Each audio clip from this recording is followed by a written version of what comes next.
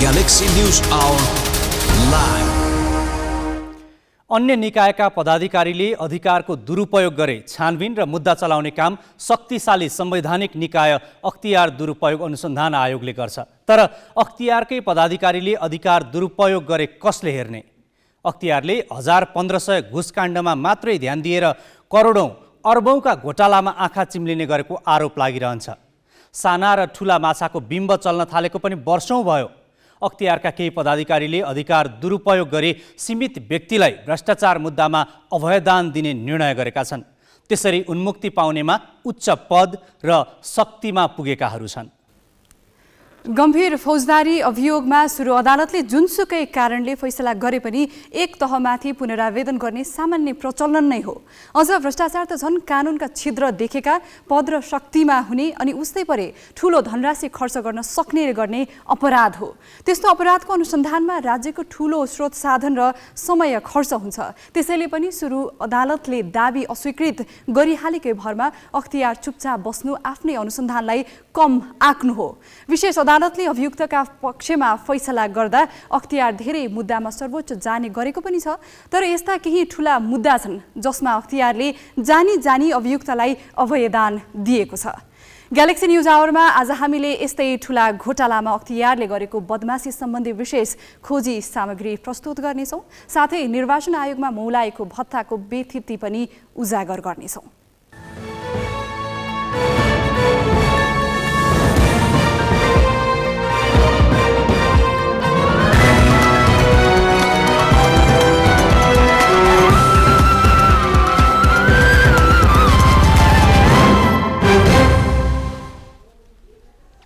नमस्कार, यो हो ग्यालेक्सी न्यूज आवर। अब हेडलाइन्स।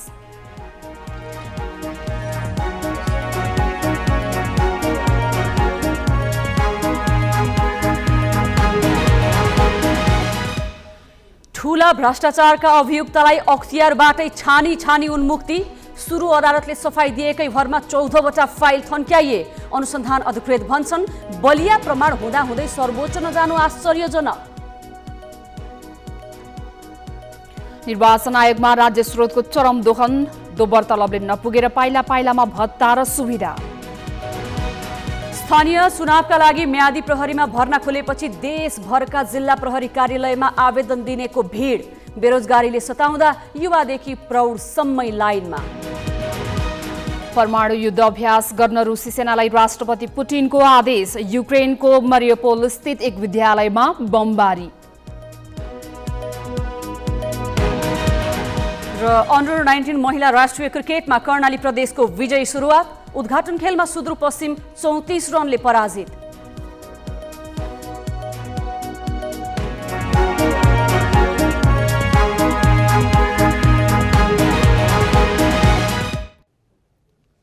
अख्तियार दुरुपयोग अनुसन्धान आयोग भ्रष्टाचारको अनुसन्धान गरी अदालतमा मुद्दा चलाउने शक्तिशाली संवैधानिक आयोग हो। उसले प्राय मुद्दामा विशेष अदालतले अभियुक्तलाई सफाई दिए पनि अभियुक्तमाथि सजायको माग गरी सर्वोच्च अदालतमा पुनरावेदन गर्छ। यो उसको संवैधानिक दायित्व पनि हो। तर विशेष अदालतबाट कुनै कारणले सफाई पाएपछि अख्तियारका पदाधिकारी पनि दाहिना भइदिँदा केही सीमित व्यक्तिले सधैँका लागि अभयदान पाएका छन्। यो सुविधा पाउनेहरू 2 जना पूर्व मन्त्री, सुरक्षा निकायका केही अधिकारी र उच्च आर्थिक हैसियत भएका कर्मचारी छन्। 5000 रुपैयाँको घुस मुद्दा खेपेका तल्लो तहका कर्मचारीमाथि निर्मम रूपमा प्रस्तुत हुने अख्तियारले केही प्रभावशाली व्यक्ति विशेषका हकमा गुपचुप निर्णय गरेर उन्मुक्ति दिएको पाइएको छ। प्रस्तुत छ ग्यालेक्सी संवाददाता सृजना घिमिरेको यो खोज सामग्री। सशस्त्र प्रहरी मुख्यालयबाट प्राप्त कागजात हेर्दा एउटा घटना यस्तो देखिन्छ। मिति 2069 साल पुस 2 गते। स्थान सशस्त्र मुख्यालय हलचोक काठमाडौँ। 12वटा ट्रक, रेनकोट, ट्राफिक ज्याकेट, चुस्ता लगायत लत्ता कपडा र उपकरणले भरिए। ती ट्रक पोखरा, बर्दघाट, पकली, पथलैया, अत्तरिया र कोहलपुरमा भएका मातहत एकाइमा पठाइए। यही कामका लागि अदिति ट्रान्सपोर्ट नामक ढुवानी कम्पनीले 3,54,000 रुपैयाँ भाडा पनि बुझ्यो। यो त भयो कागजातको कुरा। अब वास्तविकता हेरौं।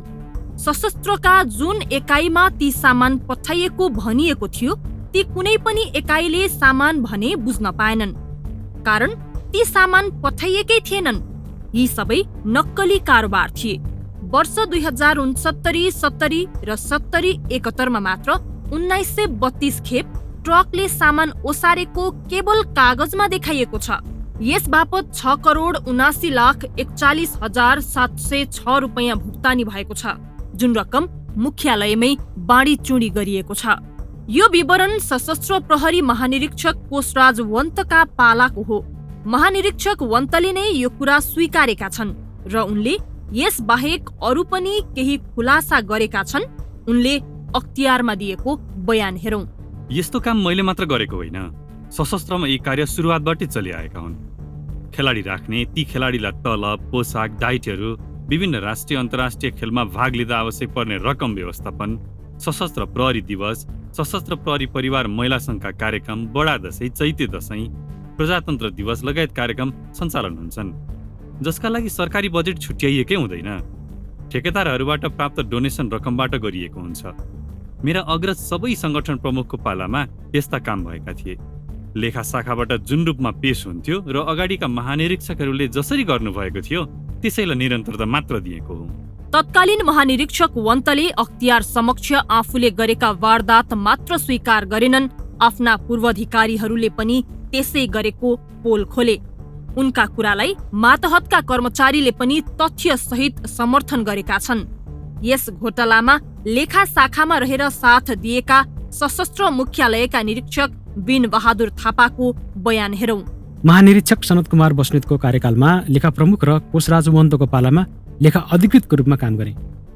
सशस्त्र प्रधान कार्यालयभित्र हुने खरिद, ढुवानी, तलब भत्ता, राशन समेतको बिल भुक्तानी मेरै दस्तखतबाट हुन्थ्यो।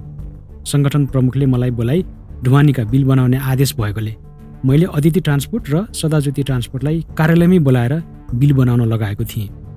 बिल आउँदा चाहिने कागजातहरू भण्डार शाखा प्रमुखको दस्तखत सहितको पत्र बनाइन्थ्यो। चलानी नम्बर काल्पनिक राखी ढुवानी नै नभएका र नपठाइएका सामान ढुवानी भयो भने झुटा तथा नक्कली बिलबाट रकम भुक्तानी भएको हो। ट्रान्सपोर्टरहरूले आफ्नो भाग कट्टा गरी बाँकी रकम मलाई बुझाउँथे। सो रकम म संगठन प्रमुखज्यूलाई दिन्थे। म आदेश पालक मात्र हुँ। लेखा शाखाका कर्मचारीको यो भनाइमा ट्रान्सपोर्ट सञ्चालकको पनि फरक मत छैन। नक्कली बिल भरपाईको खेलो फड्को कसरी हुन्थ्यो त? सदाज्योति ट्रान्सपोर्ट धादिङका सञ्चालक उज्जवल कुमार थपलियाको बयान हेरौं। सामान ढुवानी नगरे पनि गरेको हो भनी लेखा शाखाका कर्मचारी आफैले भुक्तानी प्रक्रिया अघि बढाउँथे। चेक बनाउँथे। एसी पेई चेक हुने भएकाले लेखा शाखा आफैले चेक साट्न मिल्दैनथ्यो। बाध्यतावश हामीलाई बोलाई चेक बुझ्न लगाउँथे र रकम झिकी लेखा शाखामा बुझाउन आउनु भन्थे। कर बाहेक अरू रकम हामी लगेर बुझाउँथ्यौँ। हामी व्यवसायी अरू कामको आश्वासनमा परेर भुल गरेको हो। आर्थिक वर्ष 2069-70 र 70-71 अन्दाजी 90 लाख भुक्तानी म आफैले र 2,25 लाख रुपियाँ पटक पटक गरी लेखा प्रमुख बिन बहादुर थापा सरले तोकेको व्यक्तिलाई बुझाइदिन्थे। पटकै पछि फरक फरक स्टाफ पठाउँथे र फोनमा मलाई जानकारी गराउँथे। म भनेअनुसार रकम बुझाइदिन्थे। वन्त पछिल्ला महानिरीक्षक थिए जसका पालामा 6,69,00,000 भन्दा माथिको नक्कली बिल भरपाई बनाई भ्रष्टाचार गरिएको अख्तियारको अनुसन्धानको निष्कर्ष थियो। वन्तकै खुलासापछि छानबिनमा परेका पूर्व महानिरीक्षकहरू क्रमशः वासुदेव ओली, सनत कुमार बस्नेत र शैलेन्द्र कुमार श्रेष्ठका पालामा पनि यसै गरी नक्कली कारोबारका भरमा ठूलो बजेट अपचलन भएको देखियो। सबैभन्दा बढी सनत कुमार बस्नेतको पालामा 9,15,81,000 को कारोबारमा नक्कली बिल भरपाई र किर्ते सम्झौता फेला परे। वासुदेव ओलीको कार्यकालमा 1,14,54,000 र शैलेन्द्र श्रेष्ठको अवधि छोटो भएकाले 57,21,000 रुपैयाँ झुटा कागजातका भरमा भुक्तानी दिएको पाइयो। चारैजनाको नेतृत्वकालमा सशस्त्र प्रहरीको सामान ढुवानीका नाममा मात्र 17,67,00,000 रुपैयाँ घोटाला भएको कागजातले देखायो। तर यी चारैजनालाई विशेष अदालतले सफाई दियो। न्यायाधीशहरू थिए बाबुराम रेग्मी, द्वारिकामान जोशी र प्रमोद कुमार श्रेष्ठ वैद्य। गम्भीर फौजदारी मुद्दामा सुरु अदालतले सफाई दिए कम्तीमा एक तह माथिको अदालतमा पुनरावेदन जाने सामान्य प्रचलन नै हो। तर अख्तियारले विशेष अदालतमै चित्त बुझाएर मात्र बसेन। तत्कालीन प्रमुख आयुक्त नवीन कुमार घिमिरेको अध्यक्षतामा बसेको आयोगको बैठकले सर्वोच्चमा पुनरावेदन नगर्ने निर्णय नै गरिदियो। झण्डै 18 करोड घोटाला प्रकरणका सबै अभियुक्तले अख्तियारबाटै अभेदान पाए। त्यति ठूलो मुद्दामा विशेष अदालतको फैसला वा अख्तियारको अनुसन्धान मध्ये कुन चाहिँ खोटपूर्ण थियो भनेर सर्वोच्च अदालतले हेर्नै पाएन। क्यामेरामा जय तामाङ र रिके सिंहका साथमा सृजना घिमिरे, ग्यालेक्सी 4K, काठमाडौँ। सशस्त्र प्रहरीका 4 जना पूर्व महानिरीक्षकका भ्रष्टाचार प्रकरणमा छानबिन गरेका अख्तियार अनुसन्धान अधिकृतले समेत विशेष अदालतको फैसला र त्यस विरुद्ध सर्वोच्च अदालतमा पुनरावेदन नगर्ने अख्तियारको निर्णयलाई लिएर आश्चर्य प्रकट गरेका छन्। विधिसम्मत अवधिले गरिएको अनुसन्धान र बलिया प्रमाण हुँदाहुँदै भ्रष्टाचारका फाइल यसरी थन्क्याउनु कुनै पनि कोणबाट जायज मान्न नसकिने ती अनुसन्धान अधिकृतको भनाइ छ। म चाहिँ आश्चर्य परेँ, यस्तो पनि फैसला हुँदो रहेछ र जस्तो लाग्यो मलाई व्यक्तिगत रूपमा चाहिँ। किनभने अब यसमा त जो कोर्टले गरेको कुरो त भोलि सुप्रिम कोर्टले हेर्ने कुराहरू हुन्छ, त्यस कारण हामीले टिका टिप्पणी गर्नेको अर्थ त छैन। तैपनि त्यति प्रमाण पुगेको केसको हालत त्यो अवस्था हुन्छ भन्ने चाहिँ मैले अपेक्षा गरेको थिइनँ। त्यो त एउटा बलियो केस थियो। हाम्रो एउटा टिम थियो अख्तियारमा, त्यो टिमले धेरै मिहिनेत गर्यो, झन् 2-3 महिनाको अथक मेहनत, र हामी धेरै त्यसको उनीहरूले गरेका जति पनि कामहरू छन् त्यो धेरै गहिराइमा गएर प्रमाणमुखी अनुसन्धान, किनभने उहाँको नमुना दस्तखत र उहाँले कार्यालयमा गर्नुभएको ओरिजिनल दस्तखत र बिलमा भएका यी 3टा बीच चाहिँ हामीले म्याच गरेर भेरिफाईको लागि पठाएका हौँ। भेरिफाई गर्दाखेरि यी 2टा चाहिँ बयानको क्रममा नमुना दिएको सिग्नेचर र अफिसमा गरेको आधिकारिक मेल खान्छ भने बिलमा भएको सिग्नेचर यो मेल खाँदैन भनेर आएर नै हामीले त्यही अनुसार नै पेश गरे। आयोगले चाहिँ यो विषयमा लेला सदाशयता लेला हेर्ला भन्नेमै थियो हामीलाई। त अब त्यो के भयो, कसरी उहाँहरूले त्यो तत्कालीन नेतृत्वले के गर्यो, कसो गर्यो, त्यो कुरो त हामीलाई थाहा हुने कुरो भएन। सबैभन्दा बढी ललित बहादुर लिम्बू कार्यवाहक प्रमुख आयुक्त हुँदा भ्रष्टाचारका ठूला मुद्दामा पुनरावेदन रोकिएको देखिन्छ। उनका पालामा पूर्व मन्त्री, प्रहरी अधिकारी र राजस्वका कर्मचारी गरी 8 जनालाई भ्रष्टाचार मुद्दा उपल्लो अदालतमा नलगेर राहत दिएका छन्। ती सबैको जोड्दा 15 करोड 63 लाख बिगो हुन्छ। लिम्बूपछि भ्रष्टाचार अभियुक्तका पक्षमा निर्णय गरिदिने प्रमुख आयुक्तमा नवीन घिमिरे पर्छन्। उनले सशस्त्रका 4 आइजिपी को झण्डै 18 करोडभन्दा बढीको भ्रष्टाचार अभियोगमा चुप बस्ने निर्णय गरे। दीप बस्नेतले ल्यार्क्याल लामालाई 9 करोडको बिगोमा उन्मुक्ति दिए भने गणेशराज जोशीले पोलिमर नोट छपाई भ्रष्टाचार प्रकरणमा पूर्व गभर्नर तिलक रावललाई अवैधान दिए। यी 14वटा मुद्दाका फाइल थन्क्याउँदा 44 करोड बिगो बराबरका मुद्दा प्रभावित भएका छन्। ललित बहादुर लिम्बू कार्यवाहक प्रमुख हुँदा अर्का आयुक्त वेद प्रकाश शिवाकोटी थिए। पूर्व मन्त्री खुमबहादुर खड्कामाथि बक्राहा नदी नियन्त्रण आयोजनामा 4 करोड 5 लाख 90 हजार रुपैयाँ भ्रष्टाचार गरेको अभियोग थियो। विशेष अदालतले खड्कालाई सफाई दिएपछि अख्तियारले पुनरावेदनमा नजाने निर्णय गरेको थियो। लिम्बूकै पालामा नेपाल प्रहरीका 3 एसएसपीले अकुत सम्पत्ति सम्बन्धी मुद्दामा विशेष अदालतबाट सफाईको फैसला हुने बित्तिकै अख्तियारबाट पनि अवैधान पाए। तत्कालीन एसएसपी किरण कुमार गौतम विरुद्ध 61 लाख 86 हजार, कल्याण तिमसिना विरुद्ध 63 लाख 91 हजार र वसन्तराज कुँवर विरुद्ध 84 लाख 36 हजार रुपैयाँ भ्रष्टाचार गरी अकुत सम्पत्ति कमाएको अभियोग थियो। राजस्वका कर्मचारी भरत सुवेदी र जनार्दन शर्मा पनि लिम्बूकै पालामा उन्मुक्ति पाउनेमा पर्छन्। तत्कालीन उपसचिव भरत सुवेदी विरुद्ध 43 लाख 35 हजार रुपैयाँ भ्रष्टाचार गरी अकुत सम्पत्ति कमाएको अभियोग थियो भने जनार्दन शर्मामाथि 1 करोड 63 लाख रुपैयाँ अवैध कमाई गरेको अभियोग थियो। विशेष अदालतले सफाई दिएपछि अख्तियार पनि चुप लाग्यो।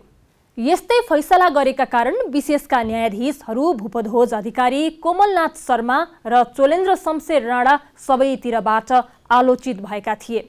अरू धेरै अभियुक्त विरुद्ध पुनरावेदन गर्दा अख्तियारले पूर्व मन्त्री रविन्द्रनाथ शर्माको नाम पनि छुटाएको थियो। शर्मामाथि 4 करोड 95 लाख रुपैयाँ भ्रष्टाचार गरेको अभियोग थियो। उनलाई पनि लिम्बूकै पालामा माथिल्लो अदालतमा मुद्दा नलगेर छुटकारा दिएको थियो। नेपाल राष्ट्र बैंकका तत्कालीन गभर्नर विजयनाथ भट्टराई र कार्यकारी निर्देशक सुरेन्द्रमान प्रधानलाई अख्तियारका तत्कालीन आयुक्त वेद प्रकाश शिवाकोटीले असहमति राख्दा राख्दै लिम्बूकै जोडबलमा मुद्दा दायर भएको थियो। उनीहरू विरुद्ध विदेशी परामर्शदातासँग मिलेमतो गरी 2 करोड 45 लाख रुपैयाँ भ्रष्टाचार गरेको अभियोग लगाइएको थियो। विशेष अदालतले उनलाई सफाई दिएपछि लिम्बूकै पालामा अख्तियारले चुप बस्ने निर्णय गर्यो। तत्कालीन सभासद ल्यार्क्याल लामा विरुद्ध 9 करोड 44 लाख रुपैयाँ भ्रष्टाचार गरी अकुत सम्पत्ति कमाएको अभियोगमा अख्तियारले भ्रष्टाचार मुद्दा दायर गरेको थियो। विशेष अदालतले उनलाई सफाई दिएपछि तत्कालीन कार्यवाहक प्रमुख आयुक्त दीप बस्न्यात पनि दाहिना भए। मुद्दा त्यही सकियो। सशस्त्र प्रहरीका 4 जना आइजिपीहरू वासुदेव ओली, सनत कुमार बस्नेत, शैलेन्द्र श्रेष्ठ र कोशराज वन्त चारैजनालाई झण्डै 18 करोड भन्दा बढीको भ्रष्टाचार मुद्दामा विशेष अदालतले सफाई दियो। अख्तियारमा कार्यरत सरकारी वकिलले पुनरावेदनमा जाने तयारी पनि गरे, तर तत्कालीन अख्तियार प्रमुख नवीन घिमिरेले रोकिदिए। नेपाल राष्ट्र बैंकका पूर्व गभर्नर तिलक रावलको मुद्दामा पनि विशेष अदालतले सफाई दिए लगत्तै अख्तियारले फाइल थन्क्याउने निर्णय गरेको भेटिएको छ।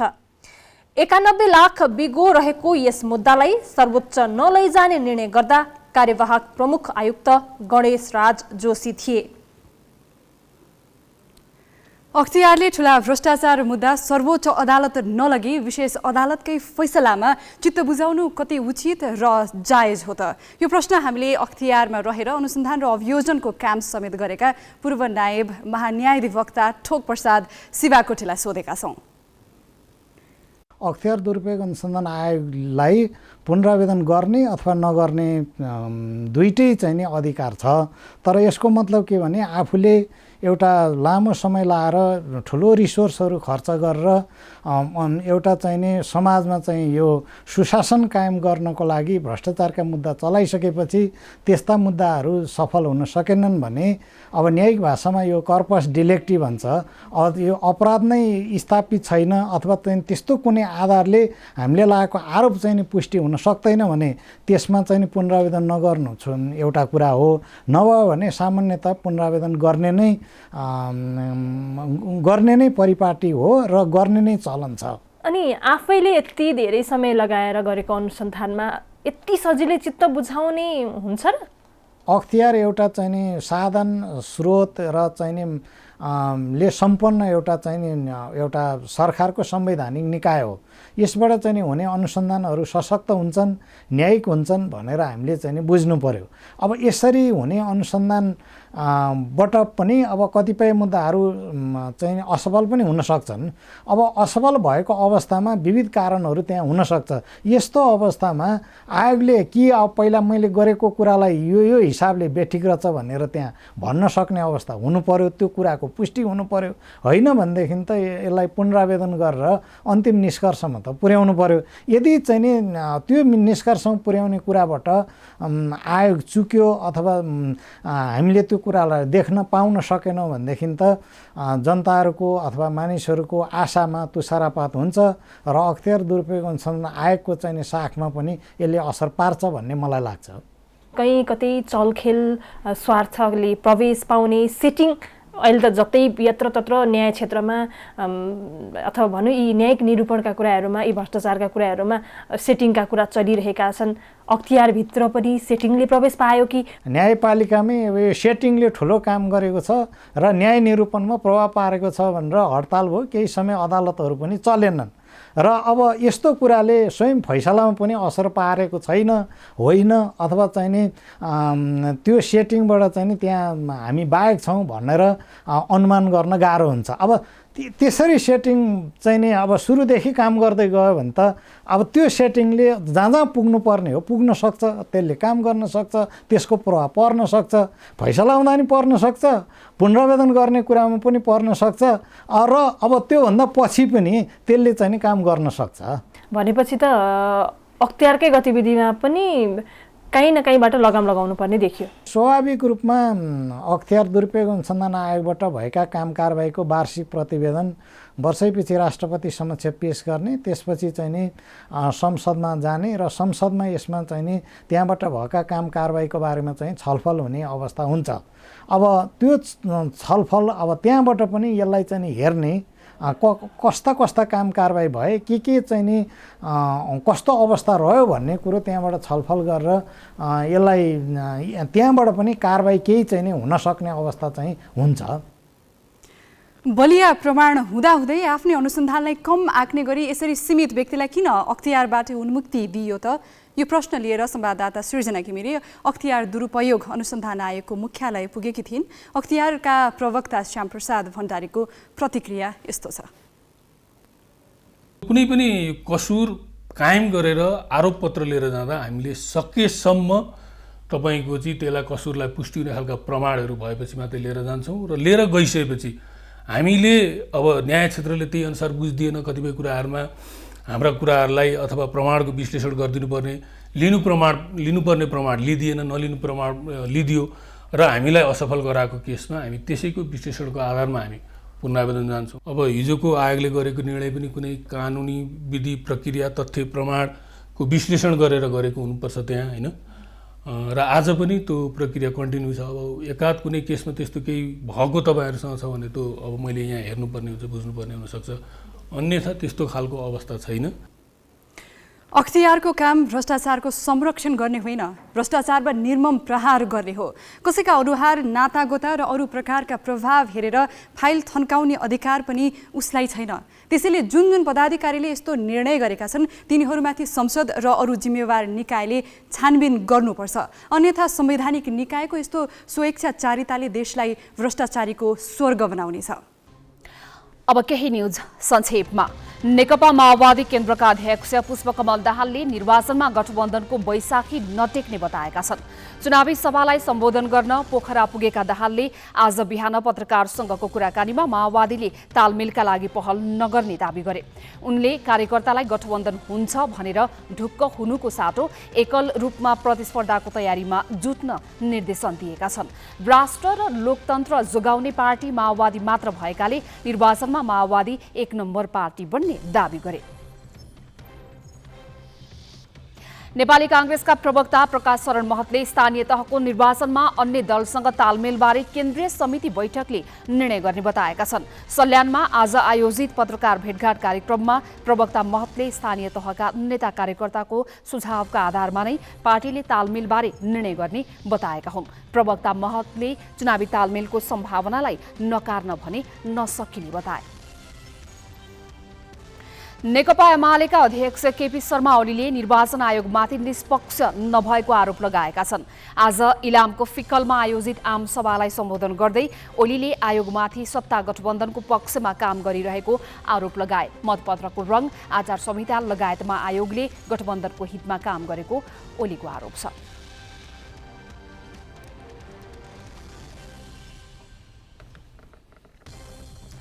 उपराष्ट्रपति नन्दबहादुर पुनले देशमा राजनीतिक परिवर्तन भए पनि तल्लो वर्गले त्यसको अनुभूति गर्न नपाएको बताएका छन्। उपराष्ट्रपति पुनले आज काठमाडौँमा स्वर्णिम युग फाउन्डेसन शुभारम्भ तथा खेम शर्माको स्वर्णिम रहस्य पुस्तक विमोचन गर्दै विभेद रहित समाज निर्माणका लागि राजनीतिक परिवर्तन भएको तर अझै चाहिएको कुरा प्राप्त गर्न नसकिएको बताएका हुन्। उनले माध्यमिक तहसम्मको शिक्षा निःशुल्क गर्ने संवैधानिक व्यवस्था नै व्यावहारिक रूपमा लागू हुन नसकेको बताए।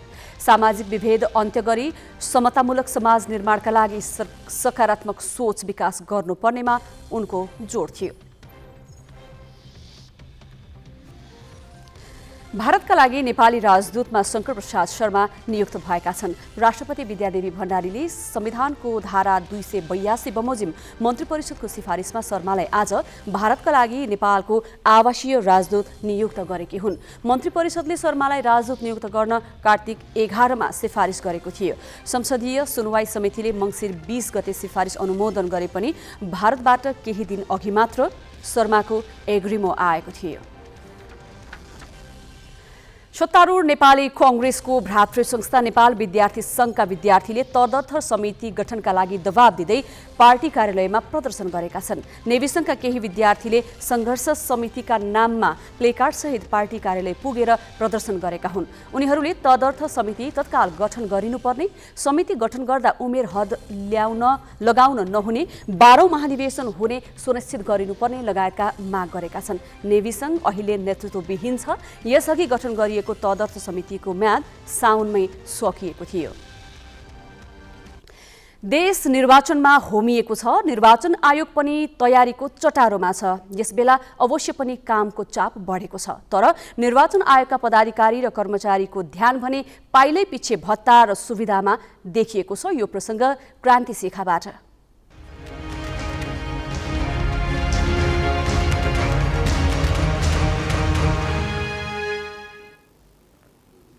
निर्वाचन आयोगको काम निर्वाचन गराउने हो। निर्वाचनको समयमा बाहेक आयोगको खासै काम हुँदैन। कर्मचारीहरू अतिरिक्त कमाई नहुने भनेर वर्षका आयोगमा सरुवा हुन मान्दैनन्।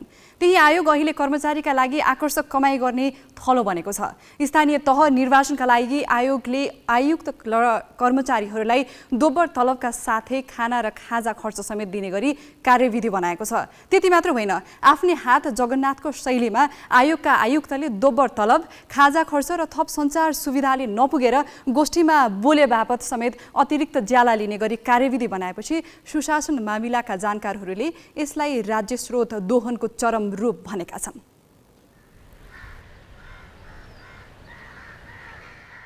वैशाख 30 गतेका लागि तय स्थानीय तहको निर्वाचनका लागि आयोगले 8 अर्ब 95 करोड रुपियाँ मागेको थियो। अर्थ मन्त्रालयले त्यसमा 84 करोड घटाएर 8 अर्ब 11 करोड रुपियाँ दिन सहमति जनायो। त्यो रकम खर्च गर्न आयोगले योजना बनाउने क्रममा पदाधिकारी र कर्मचारीलाई केन्द्रमा राखेको छ। आयुक्त र कर्मचारीलाई दोब्बर तलबका साथै खाना र खाजा खर्च, गोष्ठीमा बोलेको ज्याला तथा फोन खर्च समेत दिने गरी आयोगले स्थानीय तह निर्वाचन सञ्चालन आर्थिक व्यवस्थापन कार्यविधि बनाएको छ। कार्यविधि आयोगले फागुन 30 गते स्वीकृत गर्यो। तर आयुक्त र आयोगका कर्मचारीले कार्यविधिमा उल्लेख भएको सुविधा भने माघ 24 गतेदेखि नै पाउनेछन्। सरकारले त्यो दिन निर्वाचनको मिति घोषणा गरेको थियो। मिति घोषणा गरेदेखि निर्वाचनको मतपरिणाम सार्वजनिक भएको 35 दिनसम्म सुविधा लिने गरी कार्यविधि बनाइएको हो। आयुक्त र अधिकृतदेखि माथिका कर्मचारीले गोष्ठी र तालिममा बोले बापत दैनिक 6800 रुपियाँसम्म पाउनेछन्। जबकि कार्यालय समयमा गोष्ठीमा सहभागी भए बापत 1 पैसा पनि लिनै पाइँदैन। 100% तलब दिनुको औचित्य पुष्टि हुने गरी काम नै नगर्ने अवस्थामा खाजा, खाना र फोन खर्चका साथै बोलेको समेत ज्याला लिन खोजिनुलाई सुशासन मामिलाका जानकारहरूले राज्य स्रोत दोहनको पराकाष्ठ भनेका छन्। एउटा कुरा हेर्नुहोस् है, 10 देखि 5 बजेसम्म कुनै पनि कर्मचारीले वा कुनै पनि सार्वजनिक सेवामा काम गर्ने, प्रवाहमा काम गर्ने जुन सार्वजनिक तलब खानी हैन, नेपाल सरकारले उपलब्ध गराउने वा सार्वजनिक निकायले उपलब्ध गराउने तलब खानी व्यक्तिले कुनै पनि तालिममा गएर, कुनै पनि सेमिनारमा गएर, कुनै पनि सेमिनारमा पेपर प्रेजेन्टेसन गरेर, कुनै पनि तालिममा सहजीकरण गरेर एक्स्ट्रा पैसा लिन पाइँदैन। त्यो कानुनी रूपमा गैर कानुनी काम हो। माघ 24 देखि नै ठेक्न नसक्ने गरी सुविधाको चाङ लगाउँदा आयोगका आयुक्त र कर्मचारी भने अहिले पनि बिहान 9 बजे अघि कार्यालय हाजिर हुने गरेका छैनन्। यस्तै साँझ 6 बजेपछि आयोग सुनसान भइसक्छ। जबकि तलब दोब्बर दिएपछि थप 7 घण्टा काम गर्नुपर्ने हो। तर कार्यालय समयमा कर्मचारीले कुन गतिमा काम गरिरहेका छन् भन्नका लागि आइतबार दिउँसो हामीले कैद गरेका यी दृश्य नै पर्याप्त छन्।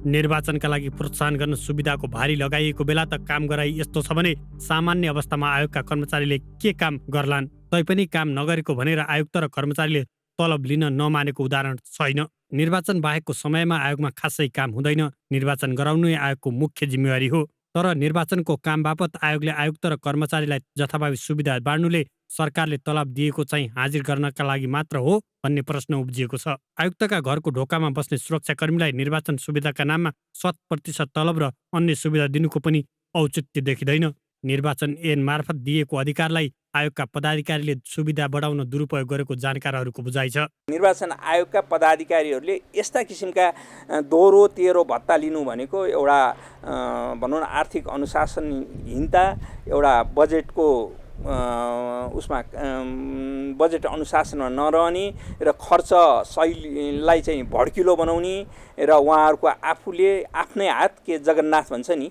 त्यसले गर्दा त्यो स्थितिमा उहाँहरूले अब निर्वाचन सम्बन्धी खर्च कार्यविधि उहाँहरूलाई बनाउने अधिकार दिएको छ सरकारले, अर्थ मन्त्रालयले, होइन।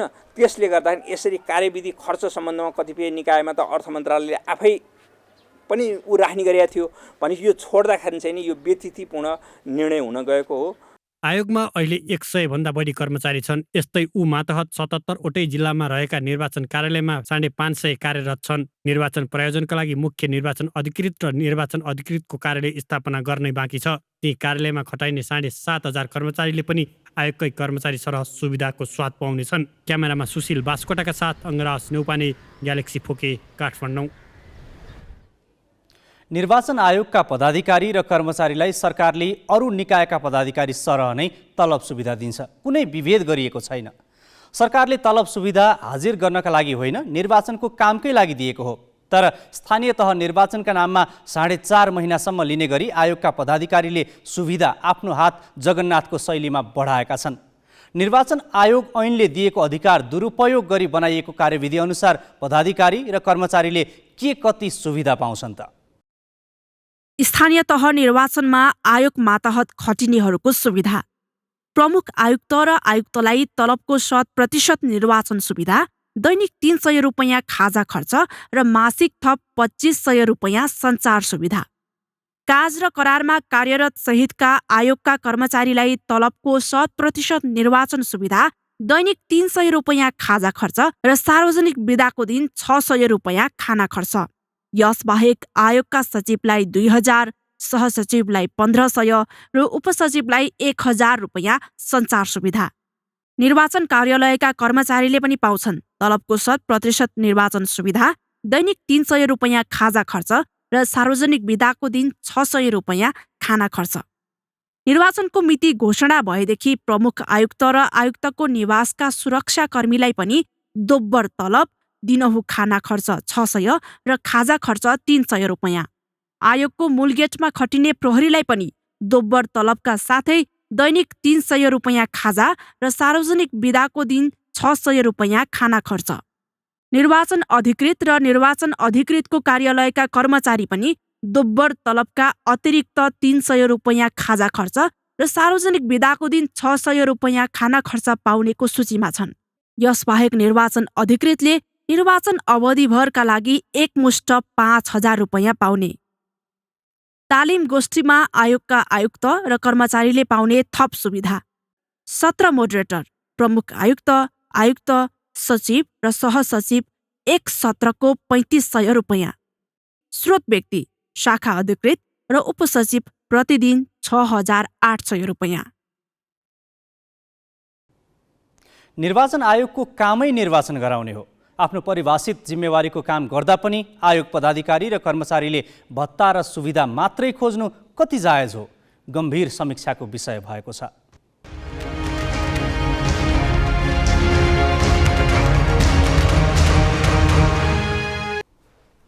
अब केही न्यूज संक्षेपमा।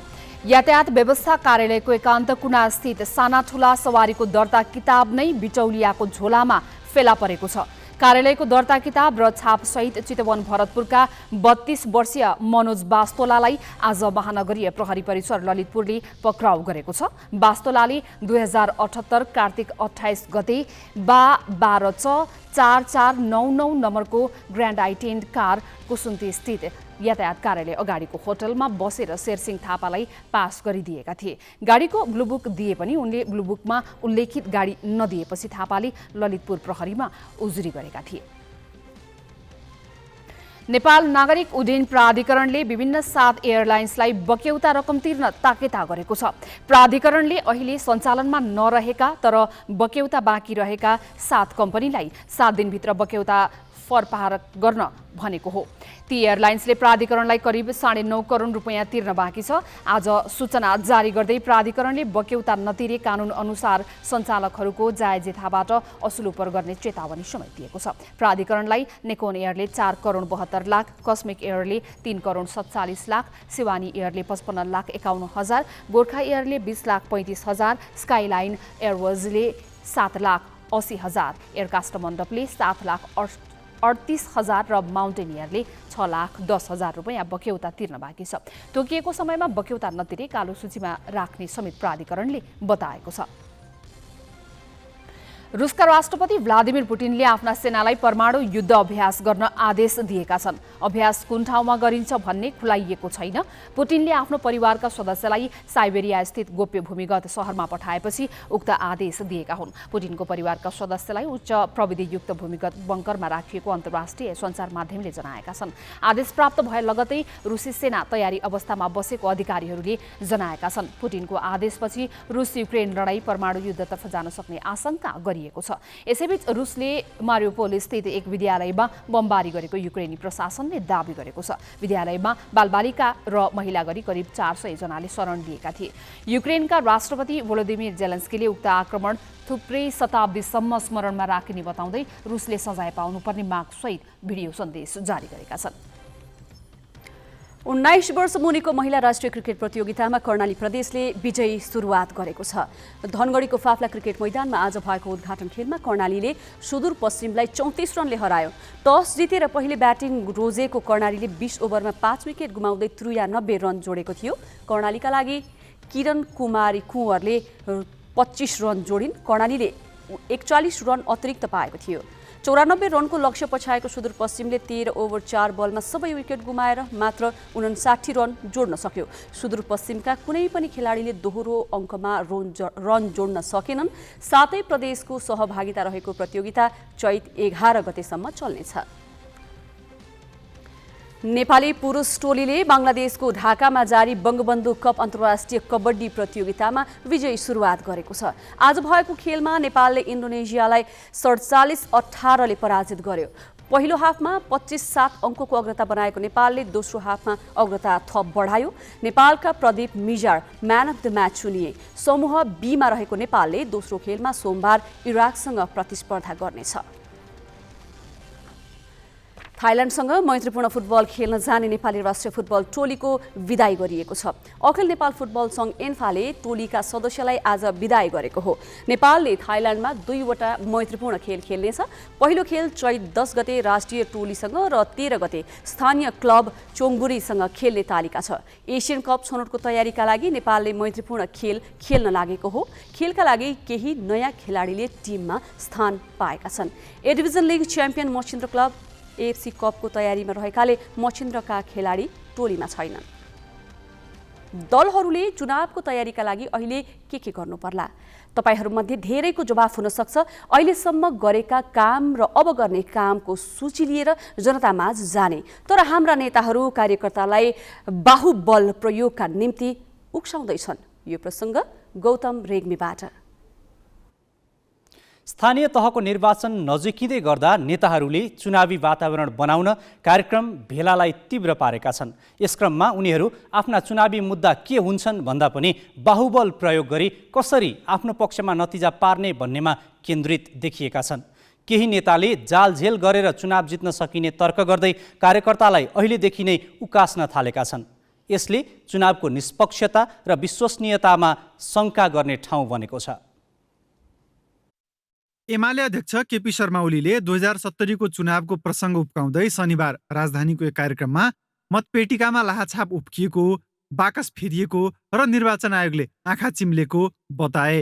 यसपालि पनि यस्तै घटना दोहोरिन सक्ने आशंका गर्दै ओलीले आफ्ना कार्यकर्तालाई सुरक्षा घेरामै प्रवेश गरेर पनि मतपेटिकाको सुरक्षा गर्न निर्देशन दिएका छन्। आँखाबाट ओजेन बाकसलाई पार्नै नदिनुहोस्। कोठाभित्र थुनिया छ, केवल हामी बाहिर बसेपछि भइहाल्छ। हुँदैन, हाम्रो आँखा अगाडि, हाम्रो आँखा अगाडि हुनुपर्छ। झ्यालपट्टि र हाम्रा मान्छे हुनुपर्छ। त्यहाँ चाहिँ सुरक्षा क्षेत्र हो भनेर हुँदैन। हाम्रा मान्छे झ्याल बाहिर हुन्छ, हाम्रो मान्छे ढोका बाहिर हुन्छ। हाम्रो मान्छे बारदली बाहिर हुन्छ, सबतिरबाट हामी परेर आएको छ। निर्वाचन आयोगका अनुसार नेपाली सेना, सशस्त्र प्रहरी, नेपाल प्रहरी, राष्ट्रिय अनुसन्धान विभागका गुप्तचर र म्यादी प्रहरी सुरक्षामा खटिन्छन्। स्वतन्त्र पर्यवेक्षक समेत परिचालन हुन्छन्। यतिले नपुगेर ओलीले आफ्नै कार्यकर्तालाई पनि सुरक्षा दिन भन्नु अर्थपूर्ण छ। पटक पटक प्रधानमन्त्री भइसकेका उनलाई नै निर्वाचन सुरक्षामा विश्वास छैन भन्ने यस अभिव्यक्तिले देखाउँछ, अथवा उनी पनि पर्याय बाहुबल प्रयोग गर्ने मानसिकतामा छन् भन्ने बुझिन्छ।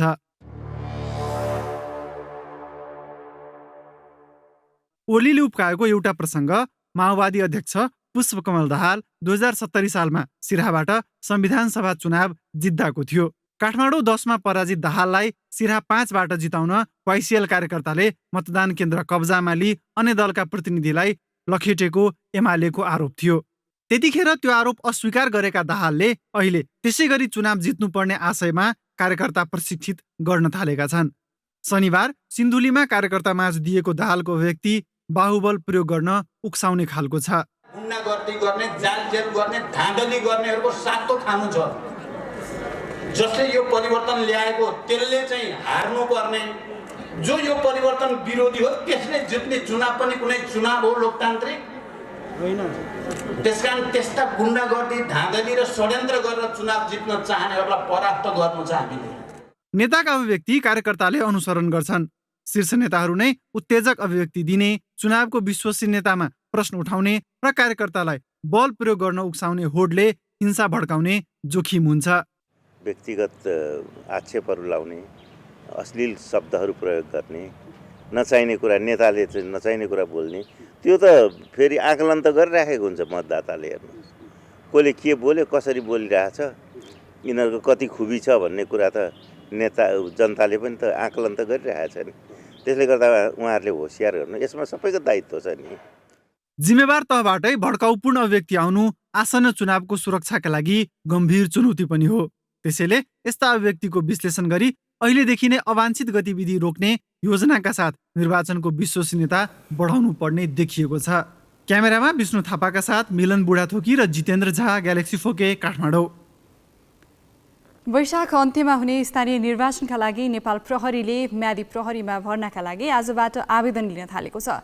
तर आवेदन खुलेको पहिलो दिन देशभरका प्रहरी कार्यालय अगाडि युवादेखि प्रौढसम्मकै ठूलो भिड लागेको छ। 54 वर्ष उमेरसम्मका लागि फारम भर्न पाउने भएकाले आवेदन दिनेको भिडमा प्रौढहरूको संख्या पनि कम छैन।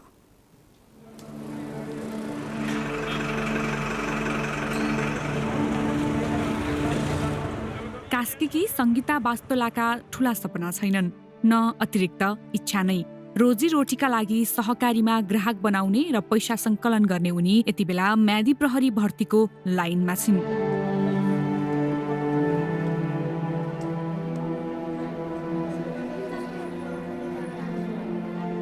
स्थानीय निर्वाचनका लागि सरकारले 1 लाख म्यादी प्रहरी भर्ना खोलेको छ। बिहानदेखि उखरमाउलो गर्मी नभनी युवा युवतीदेखि प्रौढ पनि लाइनमा छन्। त्यही भिडमा भेटिएकी हुन् सङ्गीता। किन उनी म्यादी प्रहरीमा भर्ती हुन खोजिन् त? म म्यादी प्रहरीमा आउनका कारण सबैले राम्रो हुन्छ। म्यादी प्रहरीमा गएर नाम मात्रै निस्क्यो भने, म्यादी प्रहरीमा गएर 42 दिन काम गरियो भने अर्को सेक्युरिटी गार्डतिर जान सकिन्छ, पछिको भविष्य राम्रो हुन्छ भनेर म यता म्यादी प्रहरीमा आएँ। जागिर छ, जागिर छोडेर यता आछु। कास्की निर्मल पोखरीकै गोपाल बहादुर भण्डारी छेत्री प्रौढ उकालो लाग्दैछन्। उमेरको यो उकालीमा उनी पनि चर्को धुपमा लाइन लागेका छन्, म्यादी प्रहरी सपना लिएर। घरको गर्जो टार्न म्यादी प्रहरी बन्न आएका उनी छानिए भने जागिर खाने 42 दिन हो। छोटो अवधिकै भए पनि जागिरले अभाव पन्छाउने उनको आशा छ। घरको परिस्थितिले कमजोर हुनाले म्यादी प्रहरी आएको। मेरो घर निर्मल पोखरी वार्ड नम्बर 21।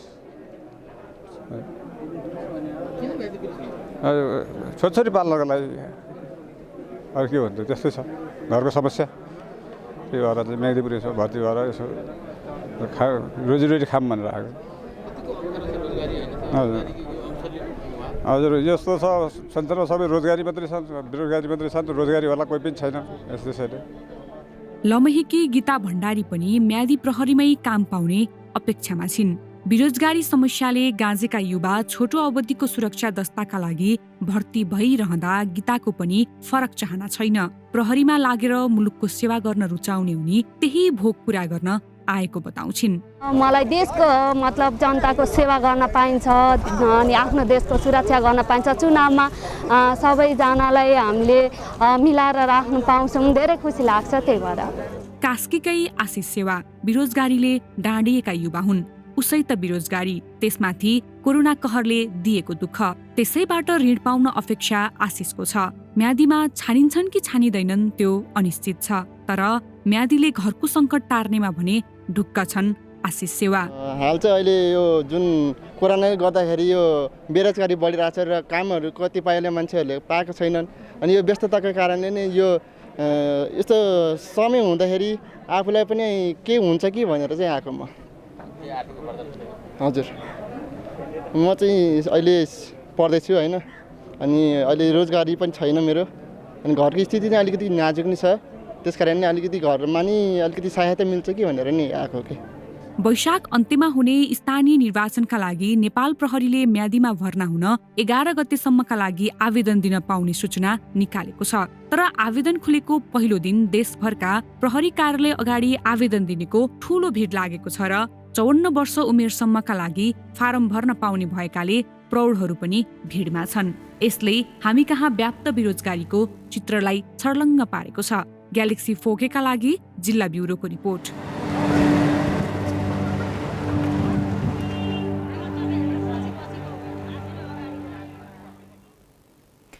अब पालो सही कि गलतको।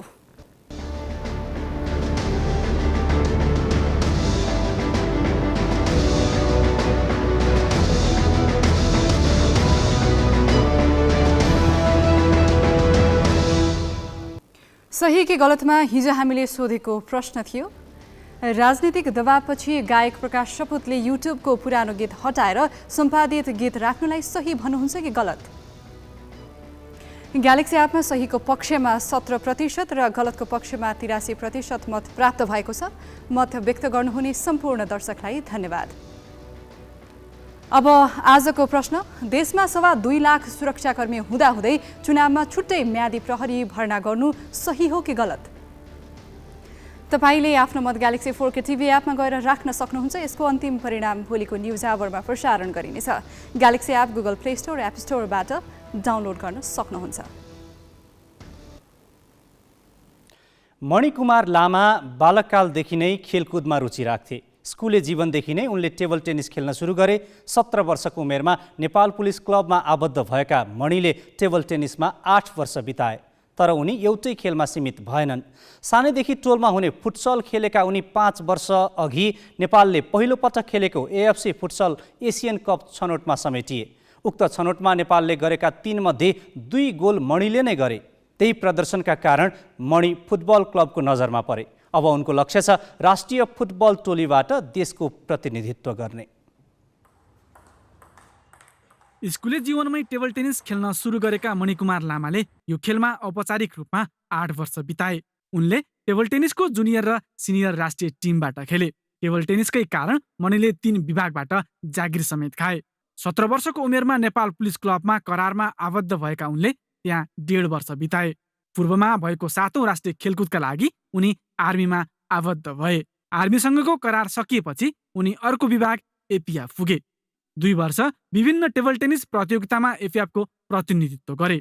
लुम्बिनी प्रदेशमा भएको 8औं राष्ट्रिय खेलकुदमा उनले टिम इभेन्टमा स्वर्ण जिते। सिनियर विधामा जितेको यो स्वर्ण नै मणिको टेबल टेनिस जीवनको ठूलो सफलता हो। मैले स्कुलमा यसै 2005 तिर स्टार्ट गरेको थिएँ अनि अराउन्ड 2013 सम्म चाहिँ खेलेँ मैले टेबल टेनिस। अनि त्यो पिरियडमा चाहिँ मैले नेसनल टिमबाट जुनियरबाट सबै खेलेँ। सिनियर लेभलमा चाहिँ मैले इन्टरनेसनल लेभल खेल्न पाइनँ, तर जुनियर लेभलबाट चाहिँ मैले लगभग सबै खेलेँ। लगभग 3टै विभागबाट टेबल टेनिस खेलेँ मैले। अनि मैले एपिएफलाई चाहिँ राष्ट्रिय गेममा पहिलो एपिएफको लागि पहिलो स्वर्ण पदक चाहिँ हामीले टिम इभेन्ट्समा ल्याएको थिएँ अनि त्यो नै मेजर एचिभमेन्ट थियो। टेबल टेनिससँगै मणिले सानैदेखि टोलमा हुने फुटसल पनि खेल्न सुरु गरिसकेका थिए। रमाइलो गर्नका लागि सुरु गरेको त्यो फुटसलले कुनै दिन राष्ट्रिय फुटसल टिमसम्म डोर्याउँछ भन्ने उनले सोचेका थिएनन्। सन् 2017मा नेपालले पहिलोपटक एएफसी फुटसल एसियन कप छनौट खेल्यो। उक्त टोलीमा मणि पनि समेटिए। दोस्रो पटक 2019मा एएफसी फुटसल एसियन कप खेल्दा मणि टिमका मुख्य खेलाडी थिए। छनौटमा विपक्षी विरुद्ध नेपालले गरेका 3 मध्ये 2 गोल मणिले गरे, जसबाट उनी फुटसलमा उदाए। 2019 को एएफसी फुटसल क्वालिफायर्स खेलेँ अनि त्यहाँ एउटा पर्फर्मेन्स राम्रो भयो अनि त्यहीँबाट मेसेज पनि थ्रु भयो कि ल यसो एउटा केटा रहेछ फुटसल खेल्दो रहेछ एकचोटि क्लबमा ट्राई गरौँ न फुटबलमा भन्यो। अनि त्यही प्रोसेसमा अनि फुटबलमा एकचोटि ट्राई गरेँ अनि त्यतिखेर राम्रो हुँदै गयो अनि अहिले फलो गरेँ फुटबलमा। फुटसलमा चाहिँ मैले अलिकति धेरै माथि पुगे जस्तो लाग्यो। फुटसलले गर्दा चाहिँ धेरै मान्छेले चिनियो जस्तो लाग्यो मलाई चाहिँ। ललितपुरको जावलाखेल घर भएका मणिले 2019को एएफसी फुटसल छनौटमा गरेको प्रदर्शनका कारण फुटबल क्लबको नजरमा परे। टेबल टेनिसबाट एपिएफमा आबद्ध भएकाले एपिएफ फुटबल क्लबका तत्कालीन प्रशिक्षक राजेन्द्र तामाङले उनलाई ट्रायलमा बोलाए। 2-3 दिनको ट्रायलपछि उनी टिममा परे।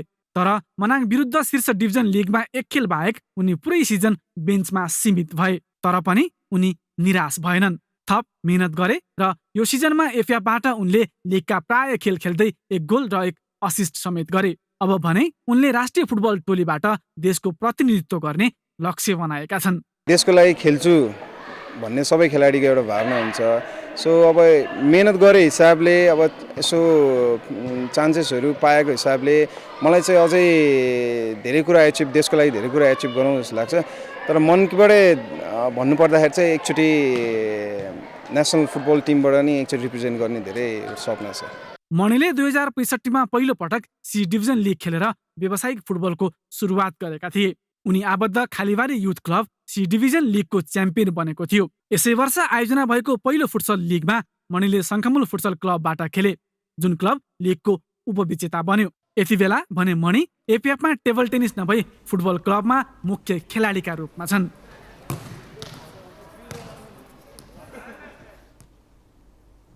हामी ग्यालेक्सी न्युज आवरको अन्त्यमा छौं। जाँदा जाँदै हेडलाइन्स।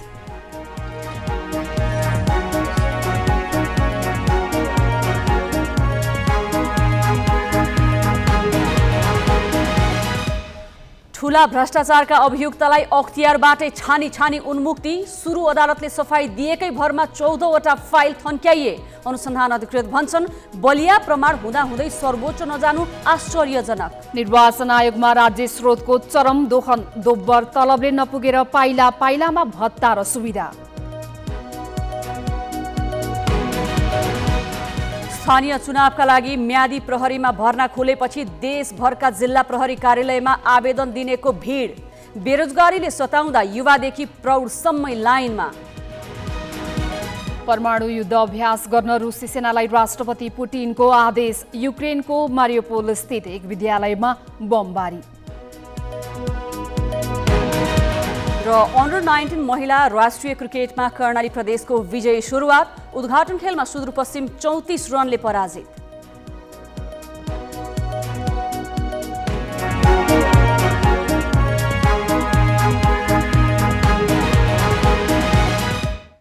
आजलाई ग्यालेक्सी न्युज आवर सकियो। नमस्ते।